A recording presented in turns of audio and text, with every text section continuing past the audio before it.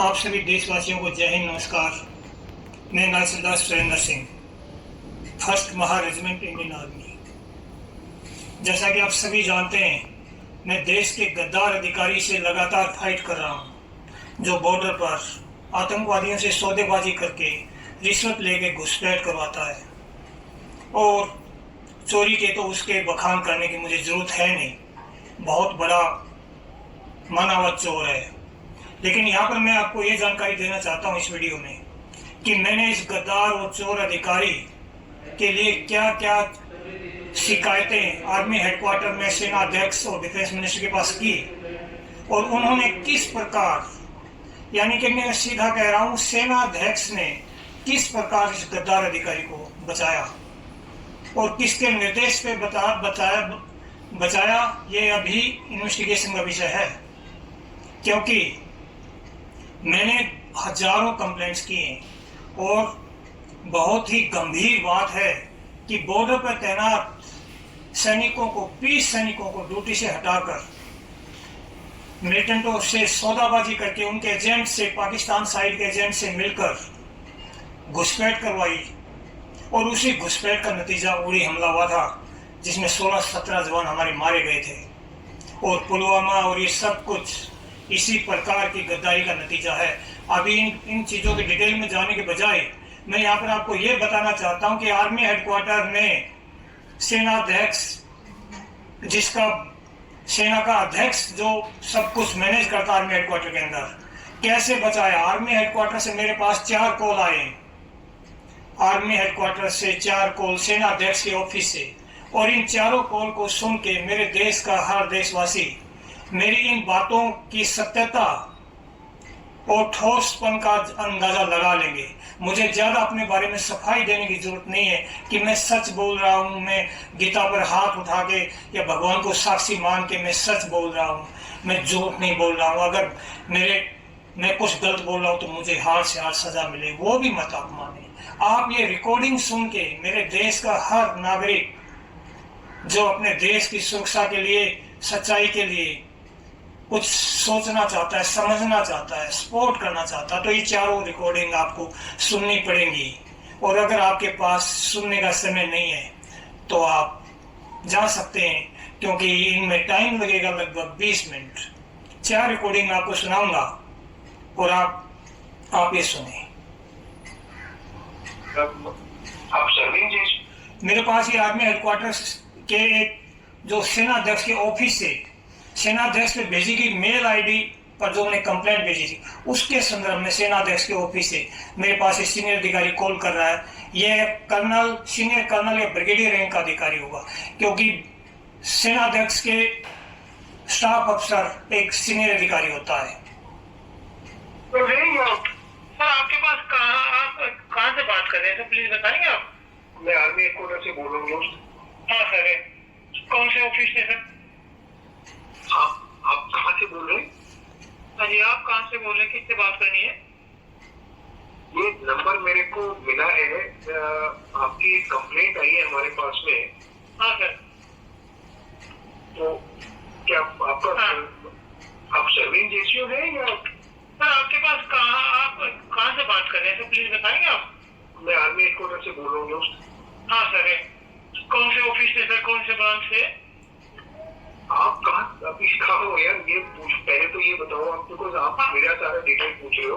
नहीं, मैं आपको मेरा नाम बताता हूँ, नंबर बताता हूँ सर आपको। जी JC जी 57 okay 10 okay 91 okay F। Foxtrot या फॉक्सट्रॉट, यस सर। ओके, आपका तो नाम क्या है, पूरा नाम क्या है? नायब सूबेदार सुरेंद्र सिंह। नायब सूबेदार सुरेंद्र। और कौन सी मार के हैं आप? मैं फर्स्ट माह से था सर। तो आप रिटायर्ड है अभी? नहीं सर, मैं रिटायर्ड नहीं हूँ, मेरे कमांडिंग ऑफिसर ने फ्रॉड डॉक्यूमेंट बना के रिटायर घोषित कर रखा है, वैसे मैं सर्विंग हूँ। नहीं, बट ऐसे मतलब रिटायर्ड कैसे घोषित किया? हाँ, मैं सर एज पर मेरे सर्विस रिकॉर्ड में मिलिट्री हॉस्पिटल में एडमिट हूँ अभी भी, और वैसे कमांडिंग ऑफिसर ने फ्रॉड डॉक्यूमेंट बना के सेंट्रल कमांडेंट से सेटिंग करके और वो पेंशन घोषित कर रखा है, क्योंकि मैं उसकी गद्दारी से फाइट कर रहा था।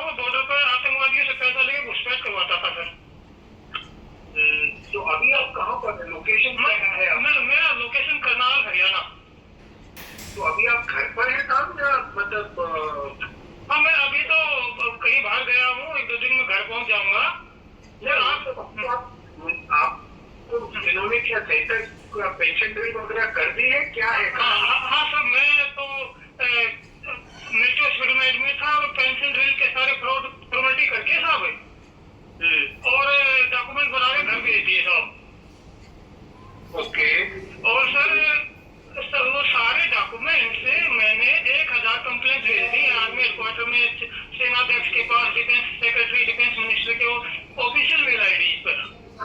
साहब वो तो ठीक है, अभी ये जो आपने कंप्लेंट भेजी है ना, ये आप कहना क्या चाह रहे हैं वो नहीं क्लियर हो पा रहा है। साहब जी कौन सी कंप्लेंट आपके हाथ में, प्लीज बताएंगे?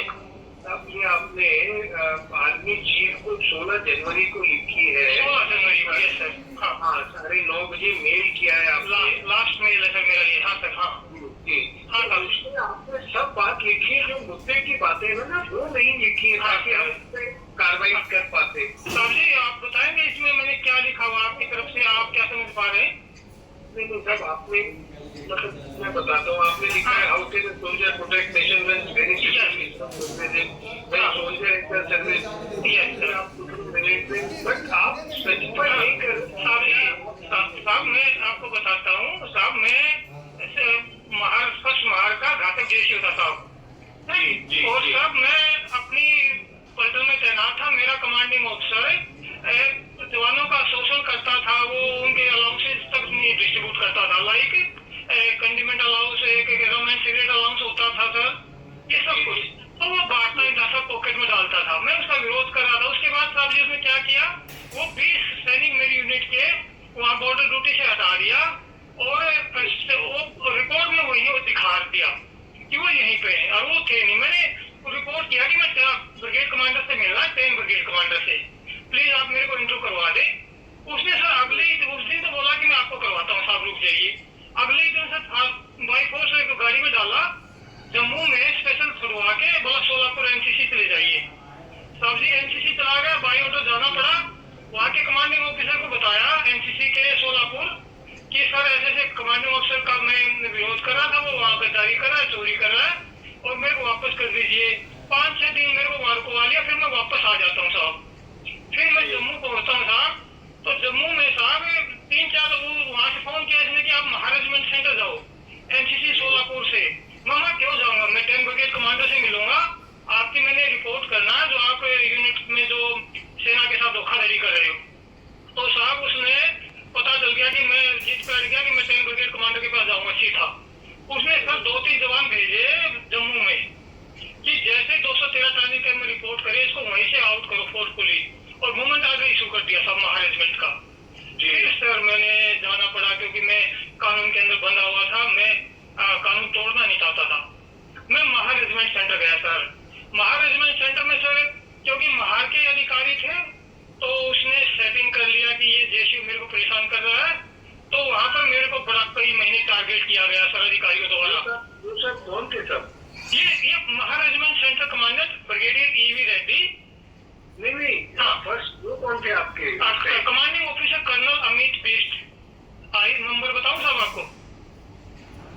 अमित बिष्ट कमांडिंग ऑफिसर थे फर्स्ट महार के, IC 5808X। ओके हाँ सर ये थे सर, ये मेरे कमांडिंग ऑफिसर थे साहब। और तो सर फिर क्या होता है, मैं महारेजिमेंट से फिर मेरे को सर 5-6 महीने बाद RTU करते हैं कि आप सेंटर पलटन चले जाइए। पलटन जाता हूँ साहब, पलटन में जाके मैं रिपोर्ट करता हूँ मेरे को ब्रिगेड कमांडर से मिलना है। एक रिटर्न दे देता हूँ अपने कोर्स कमांडर को, कैप्टन दुबे था, कैप्टन का नाम याद नहीं आ रहा साहब का मेरे साथ, जो मेरे प्लाटून मेरे पोस्ट पर थे। तो सर उन्होंने फॉरवर्ड किया, मैं ब्रिगेड कमांडर ने बुलाया मुझे, ब्रिगेड कमांडर को बताया मैंने सारा मत सर ऐसे ऐसे मेरे को हरास किया जा रहा है, मैं इसके चोरी और गद्दारी के विरोध में रिपोर्ट कर रहा हूँ और मेरे पास एविडेंस है। तो ब्रिगेड कमांडर साहब ने 20 की बात करी, साहब आप जैसे साहब वो ऐसा कैसे हो सकता है साहब, सीओ ऐसे चोरी थोड़ा करेगा वगैरह वगैरह। सर मैं बोला मैं साहब तो भाई नहीं सुन रही। फिर मैंने ब्रिगेड कमांडर को दोबारा चिट्ठी दी कि सर मैं थ्रो प्रॉपर चैनल मेरे को आगे ऊपर वाले अधिकारियों को मिलाया जाए, और मेरे पास एविडेंस है क्योंकि मेरा सीओ गद्दारी कर रहा है, मेरी पलटन में चोरी कर रहा है। तो सर मेरे को 10 तारीख को मैं कंप्लेंट देता हूँ सर, 14 को फिर दोबारा गाड़ी में डाला और सर ऐसे उठा के फिर डाल दिया जम्मू में कि जाइए यहाँ से। 22 महारेज हो रही थी सर, महारेजिमेंट की 22 महारेज हो रही थी सर। जी तो सर मेरे को वहाँ पर महार के ही हमारा, आप इस बात को समझ सकते हैं, वहाँ पर मैं सेटिंग कर लिया था कि इसको यहाँ रोको। तो मैं गया सर ऑर्डर मान के 22 महार में जाता हूँ साहब। 22 महार के कमांडिंग ऑफिसर को वही बोलता हूँ जो मैंने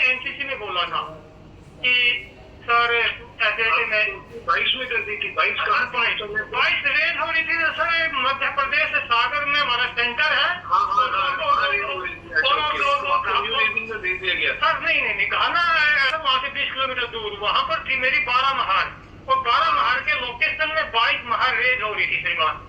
ओके, नहीं तो आपको न्यू रेजिंग में भेज दिया गया? यस सर, भेज दिया था। Okay sir. तो साहब वहां जाके क्या होता है, मैं बताता हूँ, वही कहानी लिख के देता हूँ commanding officer new raising battalion वाले को, 22 महार के को, कि सर मेरा ऐसे डिस्प्यूट है, आप या तो मेरी इसमें कानूनी लड़ाई मेरा सहयोग दे दे, या मेरे को वापस कर दो साहब, आरटीओ कर दो, मैं रिक्वेस्ट करता हूँ। वो मुझे बोलते भाई आप चुप हो जाइए और अपना यहाँ पर अपना आगे बढ़िए, इसको पीछे बात, तो यहाँ पर कोई बात करने की जरूरत है नहीं, ऐसे धमकाया है सर मेरे को। मैं 2-4 दिन रहा सर, फिर मैं बोला सर ये मेरे को या तो आप मेरे को अब मेरा इस पर मेरे न्याय दिलवा दीजिए, मेरे साथ बहुत कुछ हो रखा है। तो सर उन्होंने मेरे को लगा कि तो मानेगा नहीं, बाई पोस्ट सर छुट्टी भेज दिया 30 दिन के लिए। सर छुट्टी भेज दिया बाई पोस्ट, और 22 महार इंडियन आर्मी की कोई पलटन नहीं है उस टाइम, ऐसे ही फ्रॉड स्टैम्प वगैरह बना के सब कुछ इलीगली, कोई वारंट नहीं, कोई कुछ नहीं, जाओ बुलाया 30 दिन छुट्टी जाओ बात। गया सर मैं, तो गया तो सर मैं दिल्ली हाईकोर्ट में केस फाइल कर देता हूँ। ओके साहब दिल्ली हाईकोर्ट में केस फाइल करता हूँ, छुट्टी के दौरान कोर्ट ऑर्डर देता कि विद इन 3 वीक डिसाइड करिए, विद इन 3 वीक जी, और मुझे ऑर्डर देता कि 1 वीक में स्टेचुटरी कंप्लेंट फाइल करिए दोबारा। तो साहब स्टोरी बहुत लंबी है, तो मैं आपको फिर बता रहा था जी। फिर मैंने मैं जैसे ही जाता हूँ, आप समझ सकते हैं, मैंने महाराज में सेंटर कमांडेंट को पार्टी बनाया, सीओ फर्स्ट मार्च को और 22 मार्च सीओ को। तो ये दोनों जो 22 मार्च सीओ और सेंटर कमांडेंट अथॉरिटीज मेरे पर चढ़ गए सर। मैं गया, आप समझ सकते हैं, कोर्ट में केस डाल दिया इनके ऊपर मैंने। तो स्टेचुटरी कंप्लेंट जो फाइल करनी थी, क्योंकि वो महार इंडियन आर्मी के ही वहां से होनी थी सर, मैं एक जीडी पर्सन हूँ, मैं क्या कर सकता था साहब। तो मैं बोलता हूँ सर मेरी प्लीज ये प्रीपे कर दो, मैं आपके पॉइंट बता रहा हूँ, मेरी एविडेंस है। तो बोला इधर उधर भगाया सर 1-2 दिन, लिखित कंप्लेंट दे रहा हूँ, ले नहीं रहे सर, उसको भी रिसीव नहीं कर रहे। और 22 मार्च की बाई ऑर्डर मेरे को पर्सन से निकाल देता है, बोला जाइए यहाँ से। तो सर मैं महार रेजिमेंट सेंटर आता हूँ 20 किलोमीटर, और वहां आके रिपोर्ट करता हूँ कि मेरे साथ ये हो रहा है, ऐसा क्यों। वो बोलते ठीक है आप रुकिए यहाँ पर। उनको भी कंप्लेंट देता हूँ कि मेरी 7 दिन में स्पेशली कंप्लेंट फाइल करनी है, मेरी ये प्रीपेयर करवा दो, ये हाथ जोड़ की रिक्वेस्ट है। सर वो सोच रहे हैं कि मैं 7 दिन मेरे नहीं पूरे हों और वो मैं कंटेंट ऑफ कोर्ट का शिकार नहीं हो जाऊं, दोषी में हो जाऊं। तो सर मेरे 7 दिन खत्म करके 29 अक्टूबर नहीं जून को सर मेरे को छुट्टी दे देते हैं, बोला जाओ आप बाहर बना लो जहाँ बनाना है। तो साहब वो 7 दिन छुट्टी आपको 22 नहीं महार रेजिमेंट सेंटर में सर। ओके, और सर एज पर आर्मी की जो हमारी तो वो मेरी जो सर्विस रिपोर्ट चल रहा, मैं कहाँ पर हूँ सर, 12 मार्च में अटैच हूँ सर मैं, और मोमेंट ऑर्डर की हैसियत से। लेकिन मेरे को दफा कहाँ कर रखा है महार रेजिमेंट सेंटर में, किसने दफा कर रखा है 22 मार्च सीओ ने साहब जी। तो साहब आप यहाँ तक समझ रहे हैं। तो फिर मेरे को छुट्टी आउट कर देते हैं, 7 दिन मेरे खत्म कर देते हैं। आर्मी हेडक्वार्टर में लीगल सेल में एक वो कर देते हैं मैसेज आह्वान से कि ये 7 दिन में स्टेचुटरी कंप्लेंट फाइल करनी थी, और वो इसने नहीं किया है सुरेंद्र ने, ताकि मेरा केस वहीं पर दब जाए। लेकिन सर मैं छुट्टी जाता हूँ, सीधा दिल्ली में जाता हूँ, वकील को 50,000 रुपए देता हूँ, रात को स्टेचुटरी कंप्लेंट बनाकर बाई पोस्ट भेज देता हूँ पूरी अथॉरिटीज को। ओके साहब तो फिर क्या होता है साहब जी, वहां से वो कंप्लेंट फाइल हो जाती है, मैं वहां से फिर चिट्ठी भी लिखता हूँ मैं सेनाध्यक्ष को और महार रेजिमेंट सेंटर कमांडेंट को कि ऐसा न्याय मत करिए, मेरे पास मेरा हरासमेंट मत करिए, मैं गलत से लड़ रहा हूँ, मेरे पास एविडेंस है, मेरे साथ मैं चिट्ठी भी देता हूँ साहब बाई पोस्ट। कोई सुनवाई नहीं होती, मैं जाता हूँ महार रेजिमेंट में रिपोर्ट कर देता हूँ वापस। फिर इनको सर और आग लग जाती है कि ये पीछे नहीं हट रहा है, इसको हमने इधर उधर दफा सब कुछ कर लिया है। तो सर ये साजिश रखते हैं फर्स्ट महार भेजने की, कर्नल बीस्ट के अंदर में भेजने की प्लान करते हैं। फिर ये साहब जी तो वहां से प्लान करते हैं, तो मेरे को मूवमेंट ऑर्डर इशू करता महार रेजिमेंट सेंटर 12 जुलाई को सर जी, 12 जुलाई को मूवमेंट ऑर्डर इशू करता है। एज पर रिपोर्ट में 12 महार में हूँ सर, आपको मैं याद दिला रहा। तो साहब फिर मैं आप देख सकते हैं यहाँ तक समझने के बाद कि मेरे पास रास्ते सारे बंद हो गए हैं, सब मेरे को दफा करते जा रहे हैं। तो सर मैं मूवमेंट ऑर्डर लेके निकलता हूँ और सीधा आर्मी हेडक्वार्टर दिल्ली आ जाता हूँ। और मैं आर्मी हेडक्वार्टर में सेनाध्यक्ष के लिए चिट्ठी लिख के मैं रेलवे स्टेशन में बैठकर सेनाध्यक्ष के लिए चिट्ठी लिखा। जनरल सुहाग थे हमारे उस टाइम, और मैं साहब से मिलना है और मैंने एक चोरी गद्दारी का विरोध करके ऐसा पाप कर दिया कि मेरे को कहीं टिकने नहीं दिया जा रहा है। तो सर मैं जाता हूँ पहले इन्फेंट्री वहाँ अपना ये दूसरा जो साउथ ब्लॉक के सामने हमारा कौन सा आर्मी हेडक्वार्टर हमारा ब्रांच है, मैं नाम भूल रहा हूँ उसका, सेना भवन उसमें जाता हूँ। वहाँ पर कर्नल ऑफ द रेजिमेंट के एक एसओ थे लेफ्टिनेंट कर्नल साहब, उनसे मिलता हूँ। उनको 2-4 घंटे वो मेरे को धमकाते हैं, छोड़ो साहब ऐसा है वैसा, जाओ ये प्लान है जगह। जब मैं नहीं मानता हूँ सर, मेरे पास रास्ता नहीं है, मेरे पास कोई रास्ता है नहीं। मेरे साथ साजिश के लिए जेल के भेजा जा रहा है, क्योंकि उसकी चोरी गद्दारी का विरोध कर रहा हूँ, उसके अंडर में भेज रहे हैं। हाई कोर्ट में केस डाल दिया है, सारे एक हो गए, मेरे साथ साजिश होगी, मारेंगे मेरे जान से। तो मैं वो सारी बातें लिख के बोल रहा हूँ साहब। तो उसके बाद सर मेरे को कर्नल ऑफ द रेजिमेंट से मिलाते, मेजर जनरल मनोज ओक थे सर उस टाइम पे, महानिदेशक थे वो, इसके कुछ अपना था जो भी नाम नहीं याद आया, डायरेक्टर कौन सी डायरेक्टरेट के थे साहब। तो सर वो महारेजिमेंट के कर्नल ऑफ द रेजिमेंट भी थे। तो सर साउथ ब्लॉक में मैं उनसे मिलता हूँ शाम को 6 बजे, और उनसे सब आधा घंटा बात होती है। पहले बोलते जाओ मैं आपको वो आश्वासन दे रहा हूँ, ये कर रहा हूँ वो कर रहा हूँ। मैंने उनको समझाया साहब आपके आश्वासन और मैं आपका सैनिक हूँ, आपके लिए मैं ऑर्डर पर जान देने के लिए तैयार रहा हूँ आज तक, लेकिन अभी मेरे को मारेंगे ही, क्योंकि मैं इनकी गद्दारी का पर्दाफाश करने वाला हूँ, मेरे पास प्रूफ है और वो अपना नुकसान नहीं चाहेंगे। तो साहब उसने क्या किया, मुझे 20 महाधिशक पालम के अंदर साहब जी, तो सब पालम में मेरे को अटैच करवा दिया है, जिप्सी भेजा, मेरे को पालम में छोड़ दिया था 20 मार्च में कि साहब ठीक आप यहाँ अटैच हो गए, यहाँ पर आपकी कोर्ट ऑफ इंक्वायरी होगी 3 वीक में, जो डिसाइड ऑर्डर दिया हुआ ना दिल्ली हाई कोर्ट ने, तो हम यहाँ करेंगे आपका। मैं ठीक है साहब, मैं वहाँ रुका साहब, 13 को रुक गया, 14 को साहब शाम को 9 बजे 20 माह के 2 जवान आरपी सेक्शन के, एक नायक जितेंद्र और एक और अदर, मेरे को बोला साहब सामान उठाओ, आपको अभी का अभी फर्स्ट मार में जाना है, ऑर्डर है आपके ऊपर से ऑर्डर है। मैं बोला यार ये क्या मजाक है, अब मेरे को तो यहाँ अटैच किया आर्मी हेडक्वार्टर ने, ऐसे वैसे कैसे हो सकता, मेरे को नहीं जाना है, सब सामान उठाओ आप। तो दोनों जवानों ने पकड़ा साहब, मेरा सामान डाला 2.5 टन में और सीधा रेलवे स्टेशन और पूजा एक्सप्रेस में बैठा दिया साहब जी। तो साहब पूजा एक्सप्रेस में बैठा लिया। रात मैंने उन लड़कों को समझाया, उन लड़कों में मेरी यूनिट का एक लड़का मिला, क्योंकि 20 माह जब रेज हुई है, जब कोई लड़का वो मेरी यूनिट से आया हुआ था, वो मेरे को अच्छे से जानता था, मैं घातक का जवान था। तो साहब उसको मैंने बताया भाई ऐसे ऐसे मेरे साथ होता जा रहा है। उन्होंने साहब रिस्क लिया, वो बोले साहब आपके साथ वहां गड़बड़ होगी, आप रुक जाओ अपने घर पे। मैं करनाल में उतर गया साहब, उन्हें छोड़ दिया और आप अपनी लीगल लड़ाई लड़िए साहब, जहाँ पर आपने कंप्लेंट कर सकते हो, जेल के जाओगे आपका कुछ गड़बड़ होने वाली है। तो साहब मैं वहां से उतर गया साहब, उतर गया तो सीधा डिफेंस मिनिस्टर को लिखता हूँ चिट्ठी, सेनाध्यक्ष को लिखता हूँ, फैक्स करता हूँ। साहब मैं इसको हम कार्रवाई कर रहे हैं, नॉट टू वरी, अगर डिटेल चाहिए होगा तो फिर आपसे मिलाप करेंगे। साहब आपका बहुत धन्यवाद होगा, आपका सैनिक 100% प्रूफ उस पर है। फांसी झूलने के लिए तैयार हूँ साहब मैं, अगर झूठा हुआ तो फांसी झूलने को तैयार हूँ। करके इसको प्लीज बना दिया है। हाँ बस मैं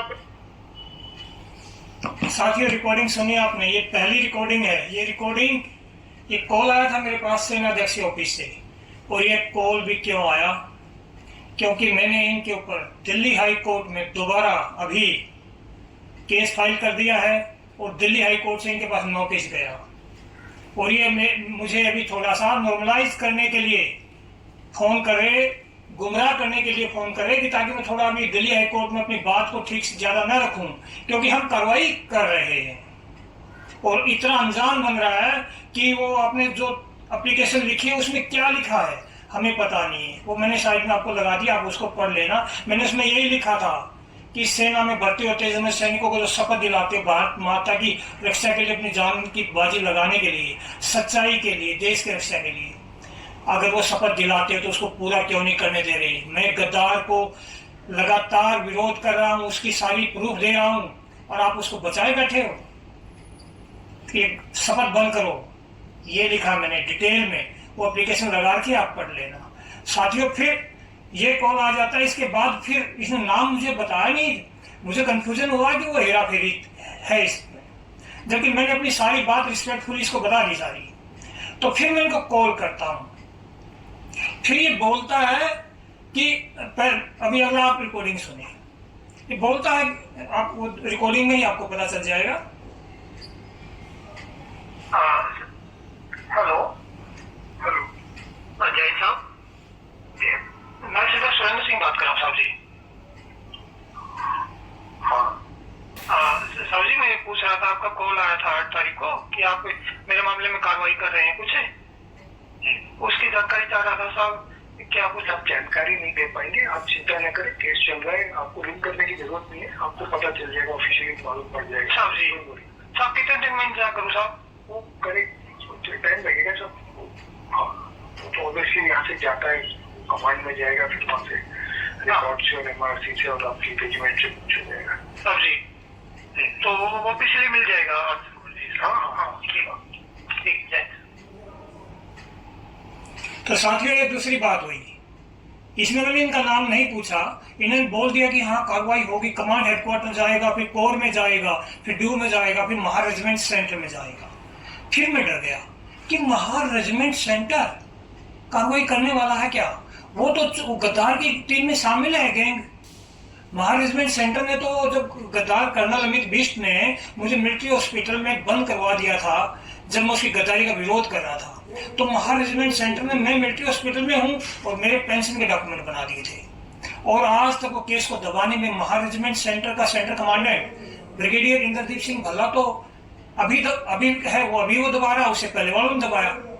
तो अगर वहां पे जाएगा, फिर मैं समझ गया कि ये तो पूरा खेल ऐसे ही खेल रहे हैं, बेवकूफ बनाने की कोशिश कर रहे हैं। तो फिर मैं दोबारा कॉल करता हूँ इस अधिकारी को, अब वो रिकॉर्डिंग सुने होगा।